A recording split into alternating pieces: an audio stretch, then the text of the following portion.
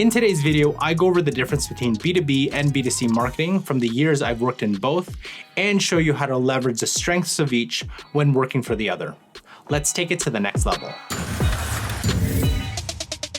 Hi everyone, I'm Carl. Welcome to Next Level Video Marketing, a channel where you get the latest strategies and tips to help you achieve your marketing and business goals through video. Now remember, if this is your first time on this channel and you want to get the latest strategies to maximize the impact of your marketing videos, hit the subscription button below, hit the little notification bell so you don't miss anything. Over my years of marketing, I've worked for both B2B and B2C companies and consulted for each. So my experience comes from the higher priced, longer buying cycle products and services, from my time in automotive and with a developer and home builder on the B2C side, and on the B2B side on supply chain and logistics and B2B SaaS. So I recognize I'm coming from one perspective, and there's a lot of different types of B2B and B2C companies out there, but I just want to share with you my perspective on the differences and similarities that I've observed and where they can learn from each other. So some of the differences that I've seen, and obviously the biggest one is one sells to business and one sells directly to consumer, but a major one is relationships and the people involved. So in B2B, there's a lot more relationships because it's usually a longer buying cycle, especially for complex products and services like some B2B SaaS, or even in supply chain where it could be 2, 3, even 4 years until you actually convert. So for example, in B2B SaaS, there could be many different touch points between the customer and the business until a sale is completed. So for example, the first touch point could be with a sales development rep, then it moves on to an account executive or salesperson. Then even after the person buys, there's also that customer experience or customer success manager that works with that customer as they work through the product. And then there could be other touch points where the business could try to upsell or cross-sell that company. Now on a B2C side, it's a little different, especially for e-commerce. You might not have any relationship with the business at all, except for purchasing whatever product or service right away. But there could be a relationship after purchase where you're working with, again, a customer success or customer experience person, depending on the product that you bought. But I do want to point out, in products and services that have longer buying cycles, you could have the same amount of relationships or touch points as a B2B product. So for example, if you're buying from a home builder developer, that first touch point could be with an online salesperson after going to the website and picking a home that you're interested in. Then you go to a sales center and work with the salesperson there. And then let's say after you buy a home, then you work with the construction team as your home's being constructed. And even after you move in, there's opportunity to work with the customer experience or success team where they help you grow in the community, in the developer's community, and through the life cycle of the home. Another difference is the decision-making process. So in B2B, obviously depending on the product, there's usually only 1, 2, maybe a small group of people that are actually making the decision to buy the product or service, while in B2B, especially for a complex product, there could be multiple people or multiple teams that go into the decision of buying the product or service. Now, specifically for audience targeting, and from my perspective, B2C has been focused usually on interest-based, looking at a broader population, trying to get more people than a specific niche. But overall, the company's targeting a very large segment of the population. So for example, you could be targeting new homeowners, people who want to live in a condo, luxury homeowners, and for vehicles, it could be their very first car all the way to a more luxurious car as well. On the B2B side, they're very much more niche focused to the industry that they're in. And a lot of the targeting is focused on things like job title, company size, annual revenue, and more focused on the business segmentation rather than the individual segmentation. And that leads me to the motivation differences, where in B2C, the customer is focused on buying products or service for themselves, while in B2B, the focus is on buying something for the better of the company and to help it grow, help it gain more revenue, help it gain more customers, and so on. Now, I just want to go over some of the differences in marketing tactics between the two. So let's start with B2B. So from what I've seen, there's a heavier reliance on trade shows, doing industry reports to perhaps show the problem that your company is trying to solve. So for example, in supply chain, I didn't see much digital advertising, but a lot more interpersonal connections, well, personal connections before the pandemic, but actually quite a lot of content marketing, but not the content marketing that you typically see, but a lot of reports and trying to get people to understand about whatever product and service in different ways. Now in SaaS, I see obviously a lot of digital ads, content creation. There is quite a lot of going to trade shows as well. And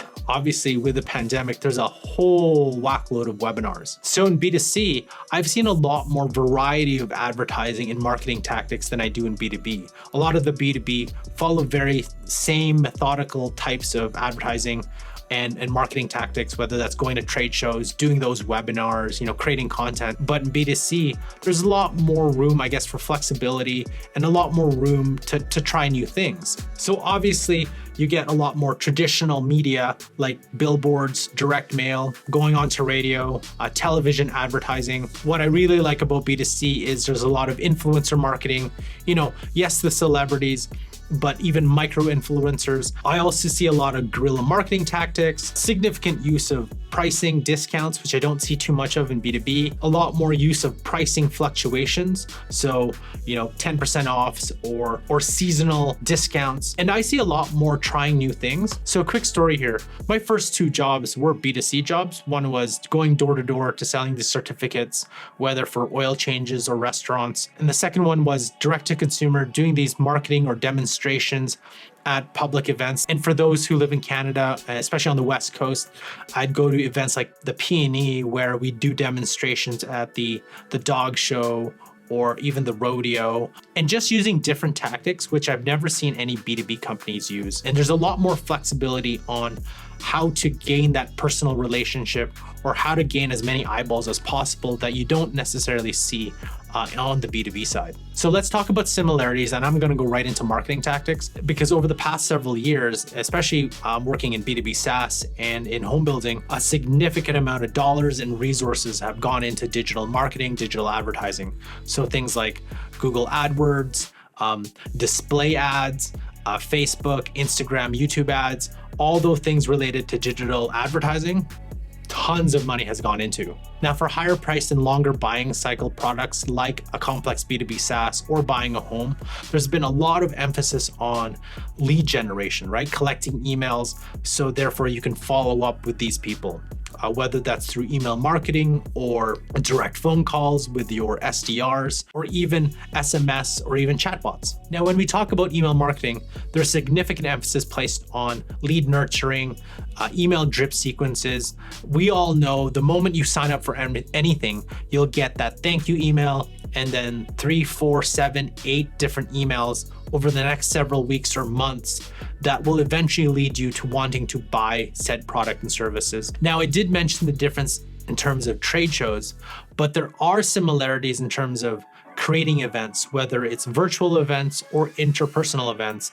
And when we are able to travel and meet up and do these conferences and events, I do foresee that those conferences and event style marketing to increase both on B2B and B2C side. Now, one major similarity between B2B and B2C marketing is really their marketing strategy.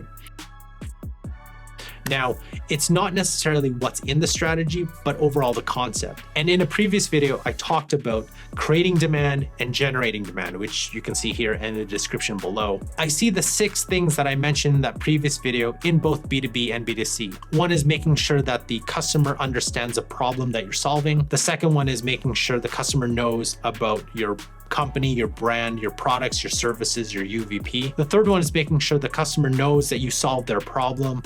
The fourth one is trying to reach as many people in your target audience or your TAM or your ICP as possible. The fifth one is making sure that your customer actually sees your product and service working in real life. And finally, doing whatever is possible to make sure when your customer is actually thinking of buying or has a high intent of buying, that your brand and product and company is top of mind. And that leads me to similarities in creating these sales and marketing funnels, as well as creating buyer's journey and buyer pathing in both B2B and B2C marketing. Now, there's one similarity in both that I really hate, and that's in terms of persona development. Now, it's not the persona development that I hate, it's the persona names. So for example, there's Homebuyer Hal, there's Julie Juggler, there's Sedan Sam, that's terrible. Like, I'm sure we can come up with way better persona names than what I've seen in so many of the companies that I've worked for and consulted for.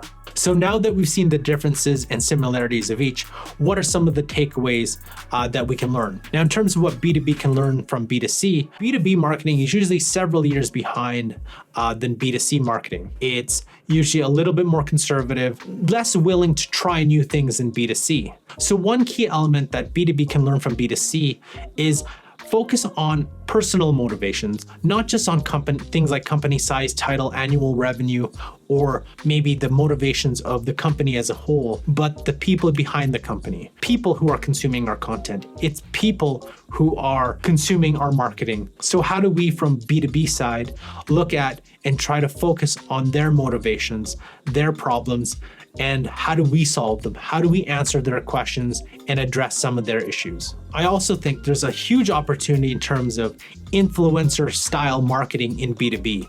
Now, we're not talking about going to either LeBron James or Kim Kardashian or a big celebrity to promote your product, but hey, if you have the funds, go for it. But in B2B, you can use influencer style marketing, like looking towards your clients or looking towards your customers and have them create user-generated content about your product. Have them create or evangelize your product in a way similar to how B2C does it. Another idea could be looking at industry influencers with them and have them evangelize your product or service and spread it on their social network. Their influence is enough to really help within the niche that you're in. Don't be afraid to try new things, right? Maybe go beyond the scope of webinars and digital advertising.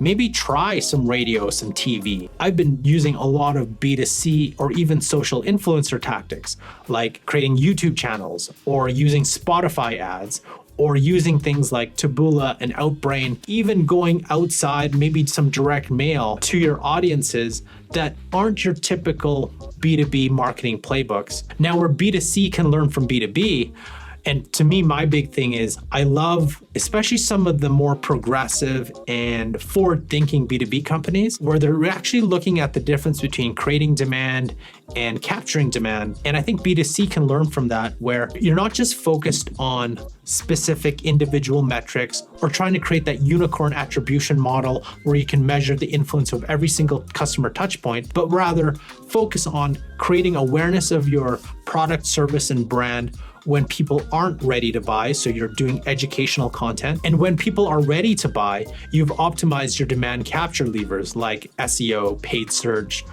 review generation, even conversion rate optimization. I also think B2C can learn from the relationships built in B2B. Now, as mentioned, working for a home builder, I saw a lot of people actually come by and be life cycle customers, even though it's a very long life cycle, 10, 15, maybe 20 years. But let's say, for example, somebody bought a home with a home builder as their starter home, or even just buying a condo, or even downsizing to a condo. I've seen a lot of customers that actually have been brand loyal because they've experienced really great customer experience. And one last thing that B2C can learn from B2B is patience. Now, trust me, there's a lot of impatience in B2B as well. I've noticed in B2B, they're a lot more willing, because there's a lot more conservative in terms of marketing, to see things play out a little bit longer. Obviously, not so much in those startup or VC or seed chasing companies where they need their next round of investment and they're really chasing the sales and the MQLs and the SQLs. But for a lot of companies like supply chain, they're willing to invest in the dollars and see some of the tactics played out. In B2C, I've seen a lot of tactics drop when in 2 weeks, even a couple of days, when they don't see the immediate return.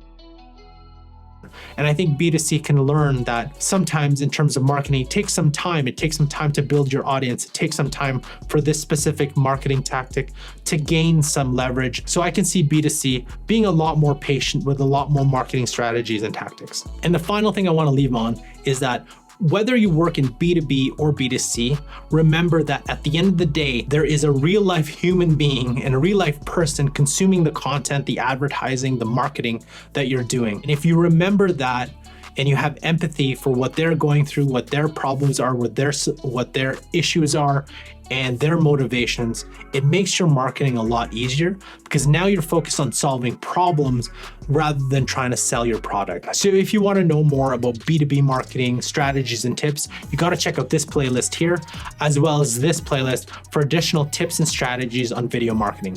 Thanks for watching, and I'll catch you in our next episode.